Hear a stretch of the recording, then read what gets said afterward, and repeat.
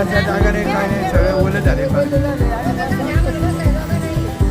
उभा राहायला जागा नाही, काय करायचं? दर्शन घ्यायचं.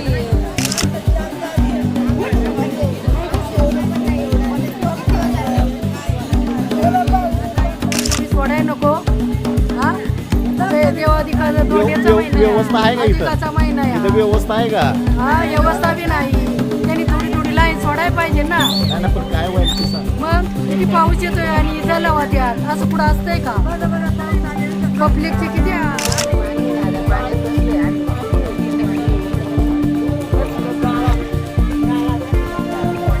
बोला घे बोला. असं ना गं, हो.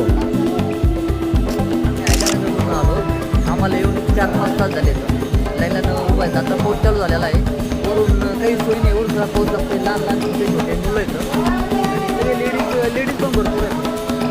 मग आम्हाला त्रास होतो. तर पंढरपुरात लाखो भाविक भक्त दाखल झालेले असून आज पाऊस पडत आहे. या दर्शन बारीमध्ये 2 ते 3 किलोमीटर रांग लांब गेलेली असताना या दर्शन बारीमध्ये कोणतीही व्यवस्था नाही. अक्षरशः पाण्यामध्ये भाविक भक्त झोपलेले आहे. वरून शेडनेट मोकळ्यावरून पाऊस पडत आहे आणि शेजारीच लाईटीच्या केबल ओपन असल्यामुळे भाविक भक्तांच्या जीवाला धोका निर्माण झालेला आहे. तरी मंदिर समिती प्रशासनाने लवकरात लवकर याची दखल घेऊन भाविक भक्तांना चांगल्या पद्धतीच्या जर सुविधा नाही दिल्या तर आम्हाला मंदिर समितीच्या विरोधात तीव्र आंदोलन छेडावे लागेल.